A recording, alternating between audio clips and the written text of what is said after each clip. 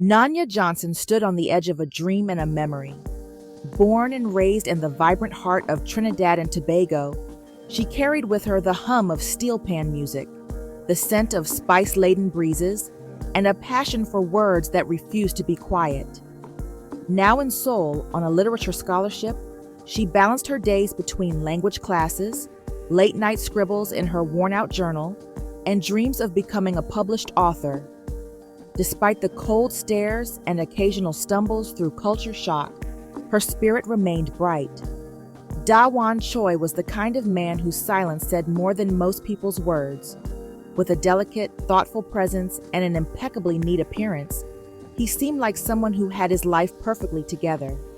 But beneath the surface was a boy slowly drowning in expectations. As the only son of a wealthy conglomerate family, Da-won's every step had been predetermined. Business school, family mergers, elite circles. He had little room to breathe, let alone imagine another future. Still, every Sunday, he escaped to Café Lune, the only place that ever felt remotely like his. Café Lune was a quiet corner shop tucked away on a narrow side street. Its charm came not from extravagance, but from the warm lighting, faded wooden tables, and soft indie music that played on loop. It was the kind of place where stories began. That's where Nanya first noticed him. He always sat by the window, nursing a black Americano, scribbling in a leather-bound notebook. Something about the way he held his pen, a little too tightly, made her curious. He had that quiet kind of beauty that creeps up on you, all shadows and half smiles. Da-won, meanwhile, had been watching her for weeks. She always ordered a caramel latte with oat milk, always wore mismatched socks, always read from dog-eared books with cracked spines. She laughed at lines most people wouldn't notice, tucked curls behind her ear when she was thinking. He liked watching her more than he should have. Their eyes met for the first time on a rainy Thursday. She smiled. He looked away, ears flushed.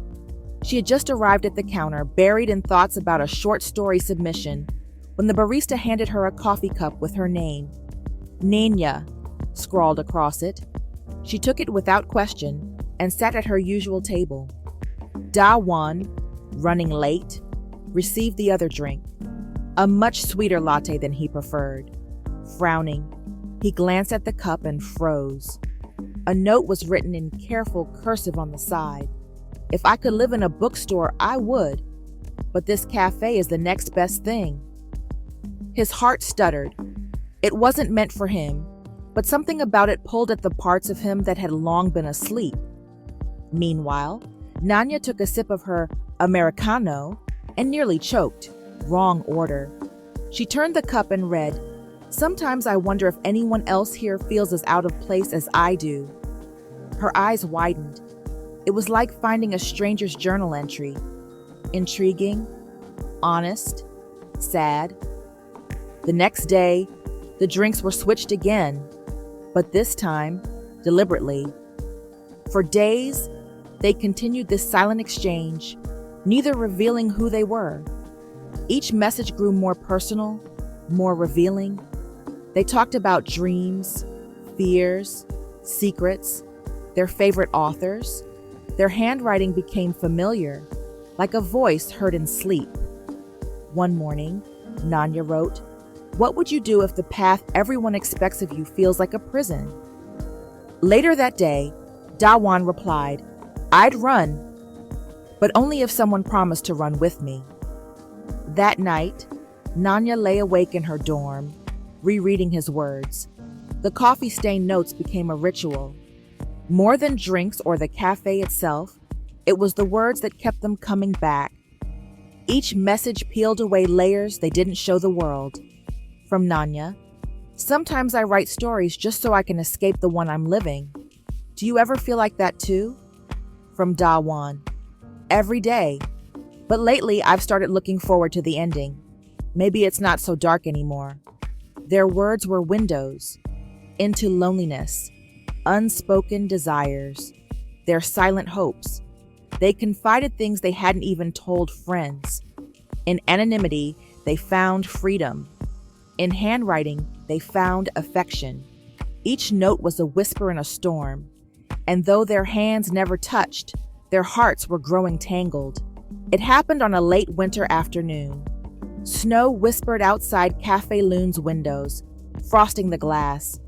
Only a few people remained, heads down, warm mugs in hand. The barista, knowingly, placed 2 mismatched drinks on the counter. This time, the notes were missing. Dawan stood across from her. No more hiding behind cups. No more guessing. She blinked in surprise. "You're real." He chuckled softly. "So are you." They sat at the corner booth, the air thick with unspoken questions. He looked even softer up close. Tired eyes, nervous fingers. She smiled. "I thought you'd be taller." He raised an eyebrow.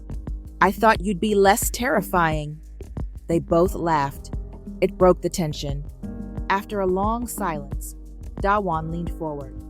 "Why did you start writing those notes?" Nanya traced her finger along the coffee cup rim. "I guess I just wanted someone to see me. Not just look, really see." Dawan nodded slowly. "You make me feel like I exist outside of my name." "Dawan," she repeated it like a verse. "Isn't that enough?" From that day on, they didn't just share notes. They shared time. They'd meet at Café Lune under the guise of study sessions or pretend to bump into each other on campus. They'd take long walks through quiet parks, shoulders brushing just slightly more than necessary.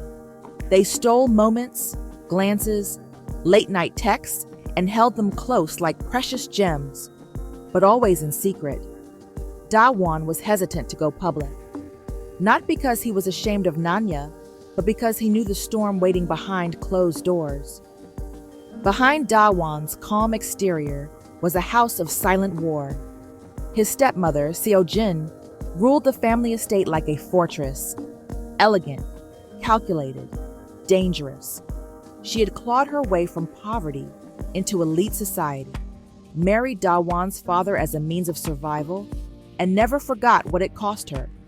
For her, power wasn't luxury. It was oxygen. And Dawan, he was the air she had sculpted from ice. She noticed the change immediately. He smiled more, came home late, hesitated during boardroom tutoring. That was unacceptable. One night she confronted him. "You're seeing someone." "Who is she?" Seojin asked. "She's someone who makes me feel alive," Dawan replied. Seojin's eyes darkened. "And what of your responsibilities? Your family? You think this girl will understand our world?" Dawan, quiet but firm. "Maybe I don't want your world." Seojin slapped her hand on the table, voice low and venomous. "You don't have a choice. You belong to this family. She's a distraction, a liability, and I will not allow her to ruin what I've built." Dawan walked out that night, fists clenched, breath ragged, but he didn't tell Nanya. Seojin wasn't cruel by nature, but survival had made her cold. She was once a girl living in a single-room home, eating rice with salt and water for dinner, watching the lights from rich neighborhoods glow like mocking stars. She married Dawan's father with the understanding that love wasn't part of the contract. Power was. Losing Dawan to someone like Nanya, foreign, unknown, threatened everything. She saw herself in Nanya, and that terrified her. Seojin vowed she would break them apart. Before love could grow strong enough to uproot the empire she'd sacrificed everything for. Nanya felt the shift before it happened. The texts grew shorter, their meetings less frequent, and Dawan, though always sweet, seemed burdened by something he couldn't say. One evening, they sat on a park bench, the wind dancing with cherry blossom petals. "Are you hiding me?" she asked gently. He flinched. "I'm protecting you." She looked away. "From what? Or from who?" "I just need time." he whispered. Nanya nodded, but her heart trembled. That night, Dawan returned home to find Seo-jin smiling. You want freedom? Fine. You're no longer next in line, Seo-jin said. He stared at her, shocked. What? I already submitted the restructuring papers. The board will bypass you. You're out. You said I had a choice. I said you had obedience. This is the price of rebellion. But Seo-jin had done worse. She hired an investigator to dig into Nanya's past, hoping to find weakness. Instead, she found letters. Letters Nanya had written home to her mother, vulnerable, full of longing and fears about being accepted. Seo-jin didn't confront Dawan with them. She sent copies to the university. Anonymous, merciless. Suddenly, Nanya's scholarship was under review. Her academic standing questioned. And still, she didn't tell Dawan. Not yet. She wouldn't let him carry this too. But every day she held it in, the distance grew.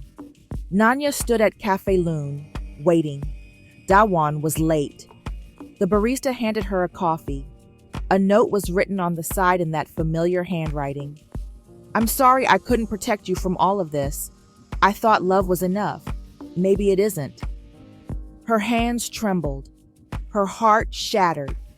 He was pulling away, and she didn't know if he was doing it to save her or to save himself. The sun had barely risen when Nanya received the call. Her hands shook as her mother's voice trembled on the other end of the line. Mama, Nanya, the house. It's gone. There was a fire, baby. We lost everything. Her heart sank. Is everyone okay? We're alive, but we have nothing left. I didn't know who else to call.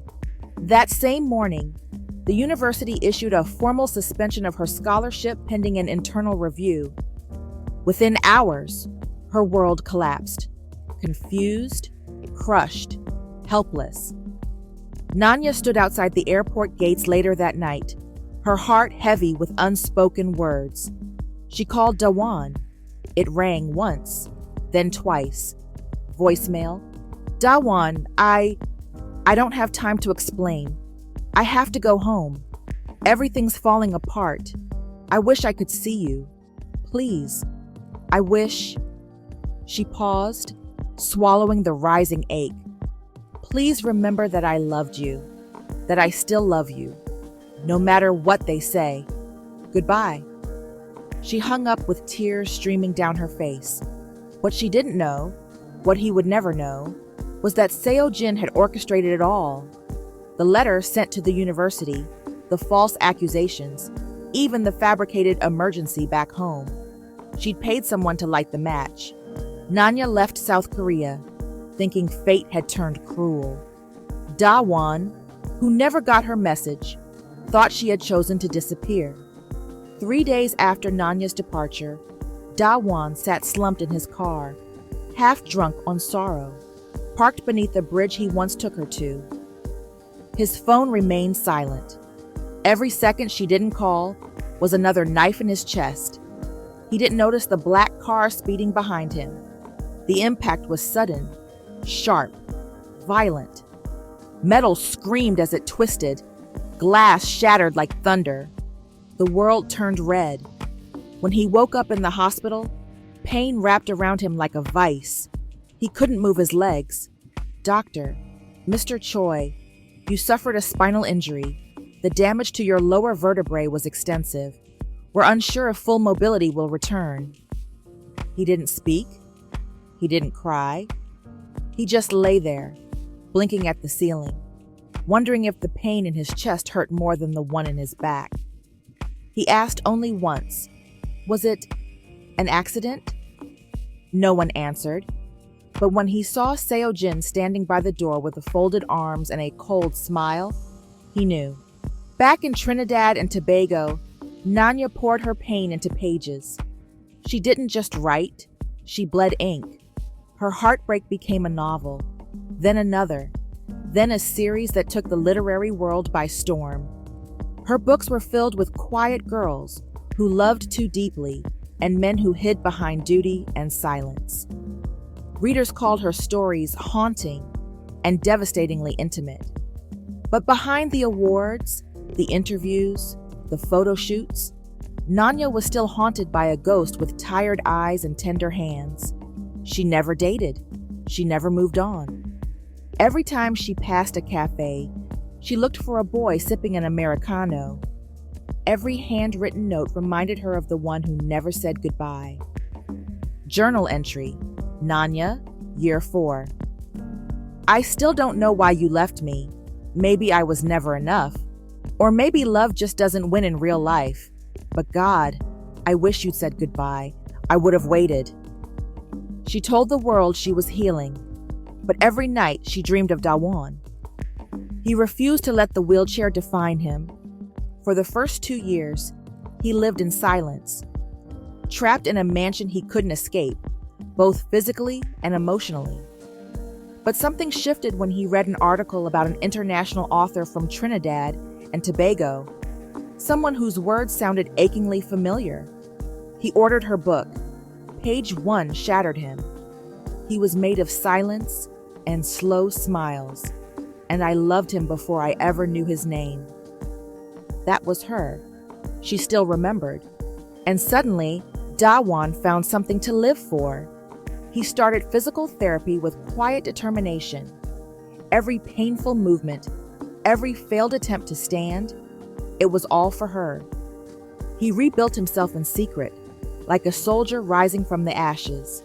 He hired a private investigator to learn the truth of the crash. It didn't take long to confirm his darkest suspicion. Seo Jin had done it. All of it. But he didn't confront her. Not yet. 7 years later, Dawan wheeled himself up to the mirrored window of his private gym. He pulled the straps tight around his legs, bracing himself. 1, 2. With a grunt of pain, he stood, shaky, barely balanced, but upright. His reflection stared back, older, stronger, eyes full of fire. I'm coming back for everything you stole, he whispered, including her. Meanwhile, across the ocean, Nanya received an invitation to speak at a global literary conference being hosted in Seoul. She stared at the itinerary. Her hands trembled. Why now? She murmured. But somewhere, deep in her heart, a flicker of hope sparked again. Because maybe love doesn't die. Maybe it just waits. The literary conference hall buzzed with energy. International authors, publishers, translators, flashing lights, and quiet ambition humming through the room. Nanya walked in alone, composed in her signature earth-tone dress, her hair pulled back, curls cascading like poetry itself. She was a keynote speaker now, a star, a name people whispered. But inside, she still felt the tremor of returning. This was the first time she'd stepped foot in Seoul since the day she left, since her life was ripped from her hands. She wasn't ready to see him.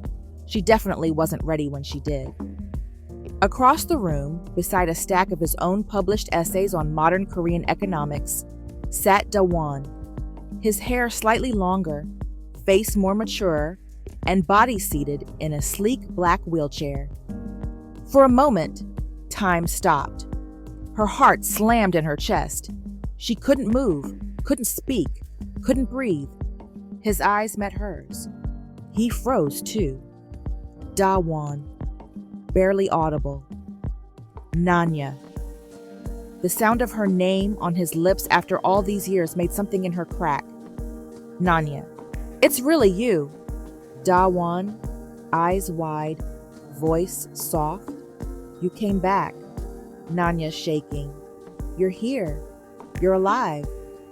And you're still the most beautiful thing I've ever seen, Dawan murmured.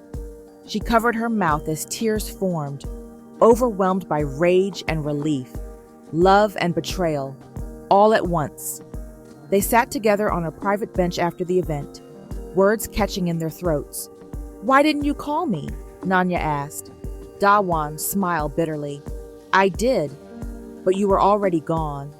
Nanya softly. I left a message. I never got it, he said. There it was, a truth buried in time. Silence settled between them again, this time heavy with everything they never got to say. Nanya visited Dawan again the next day, then the next. Each time, their conversations dug deeper into the past. You think your stepmother orchestrated my departure and your accident? Nanya asked. I don't think, I know, he said. He pulled out a folder. Inside were documents, investigator reports, old security camera footage, fake scholarship complaints traced to an anonymous email, and fire insurance trails linking back to a shell company. The pieces fit. Nanya, reading. She paid someone to contact my university, lied about academic fraud. She even hired someone to pose as a local inspector. Dawan, grim, and had my brakes cut. Nanya, shaken. She tried to kill you. They stared at each other. It wasn't just love that had been stolen, it was everything. And now, they were going to take it back. Nanya moved into a temporary apartment nearby, quietly, unannounced. For the world, she was resting after the conference. But in reality, she was spending every day at Dawan's private rehab clinic. She saw how much pain he was in, how much he hid behind that smile. And yet, she never saw him quit. Nanya teasing gently. Still stubborn, I see. Dawan sweating. You think I'm letting her win? You're not. You never did, Nanya said. The sessions were brutal. Crying muscles, spasms, falls. But she stayed through them all, holding his hand, massaging his shoulders, whispering encouragement when he wanted to give up. And slowly, he began to stand. Then, take a step. Then two. Not shaky, without pain. And yet, he said nothing to Seo-jin. Not yet. She believed he was still paralyzed, still weak. He let her believe it. Dawan turned to Nanya after walking the length of the room. She took my life, my future, and you. She wanted me broken. Nanya holding back tears. But you're still standing. Dawan stepping closer, voice soft, because you came back. She placed a hand on his chest. I never left you. Not really, Nanya said. He leaned down slowly. She tilted her head up, and after 10 years of silence, they kissed again. Not rushed, not hungry, but steady, like a promise being rewritten. Late one evening, Dawan stood behind the glass of his family's estate, legs steady, hidden from view. Seo-jin passed him in the hallway, glancing at him in his wheelchair. Still dependent, I see. At least that keeps you quiet, Seo-jin said. He smiled at her coldly. Not for long, Dawan murmured to himself, watching her go. Meanwhile, Nanya writes a new story, not fiction, not metaphor. The truth, about a powerful woman, a boy trapped in a golden cage, a love that refused to die. It would be her most dangerous book yet, but neither of them were hiding anymore. They were coming back for justice, for truth, and for each other. From the shadows of his stepmother's empire, Dawan rebuilt himself, not just physically, but strategically. For months, he quietly gathered loyal executives, board members, and department heads, people Seo-jin had stepped on during her reign. All he had to do was show them the truth. She didn't just manipulate the board. She destroyed people's lives. Mine, Nanya's, possibly yours, Dawan said to a former ally in the company. The man looked uneasy. You have proof? Not just proof. I have witnesses, records, contracts, footage, and when the time comes, I'll have her cornered, Dawan said coldly. With Nanya's help, he compiled everything. Bank transfers from shell companies, falsified emails, private investigator reports, voice recordings, every thread tied back to Seo-jin. He moved like a ghost through the company halls, still in his wheelchair during meetings, still the quiet, dutiful son. But beneath the surface, he was fire. And the day of the annual shareholder gala, that was when it would all burn. The ballroom glittered with polished faces and velvet secrets. Crystal chandeliers glowed above tables dressed in gold. Journalists and investors filled the space, waiting to hear from Madam Seo-jin Choi, the matriarch of one of Korea's most powerful conglomerates. Seo-jin took the stage, poised and radiant. This year marks another prosperous chapter under my stewardship. We've grown, A loud sound interrupted her, a single, deliberate tap of a microphone. From the back of the ballroom, Da-won wheeled forward, alone, confident, dangerous. The crowd turned, murmuring in confusion. Seo-jin's smile faltered. Da-won into the mic. Let's not lie to these people, stepmother. Let's tell them what really happened this year. Seo-jin smiled tensely. Da-won, what is the meaning of this? 10 years ago, I was nearly killed in a car crash. It wasn't an accident. It was engineered. And it was you, Da-won said. Gasps, silence. You sabotaged my brakes. You forged documents to sabotage Nanya's scholarship. You set fire to her family home to force her out of the country.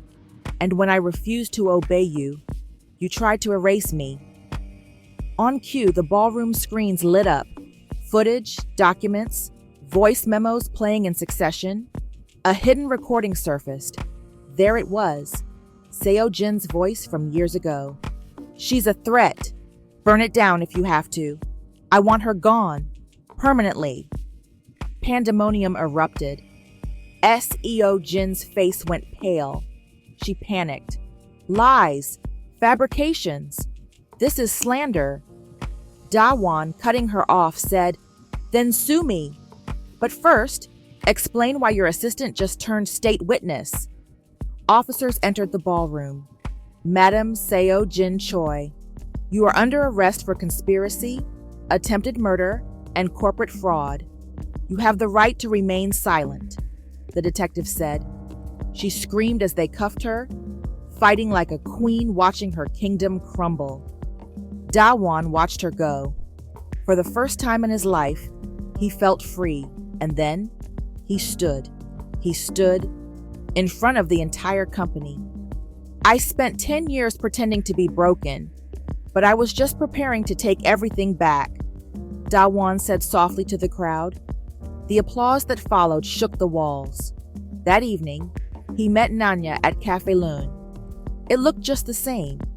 Warm lights, old jazz, and the scent of roasted beans and hope.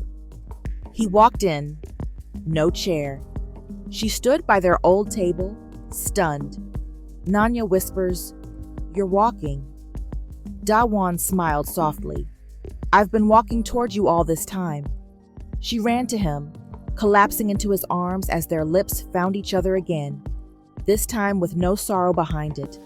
No fear, just love. They sat together, drinks before them. Nanya handed him a cup. On the side, written in sharp cursive, Let's build the life we were always meant to live. He handed her his cup. It read, With you, I've already started. They clinked cups. This was their new story. No shadows, no secrets, no cages. Its wedding was small, simple, quiet. Just a garden in full bloom, a handful of friends, soft jazz playing on an old speaker, and the scent of lemon blossoms in the air. Nanya wore a simple ivory dress with lace at the sleeves, her curls left free, adorned with tiny flowers. Da-won wore a slate gray suit, no tie, just a small orchid pinned to his chest. There were no grand speeches, no fanfare. Just this, Da-won holding her hands, I loved you when I didn't know what love was, and I love you now with everything I am. Nanya, you were the beginning of every chapter I was afraid to write. You're my favorite story. They slipped on their rings, tears glimmering in their eyes, and kissed under the setting sun. It was perfect. Years later, a seaside house in Jeju hummed with quiet laughter. Books lined the walls, the scent of Nanya's cooking wafted from the kitchen, and in the yard, a little girl with big eyes and wild curls chased her puppy across the grass. Dawan stepped onto the porch, a gentle limp still in his stride, and picked up their son, barely a year old. Nanya standing in the doorway smiling. You said 2 kids were enough. You said that. I just said I wasn't ready, Dawan said, grinning. They laughed.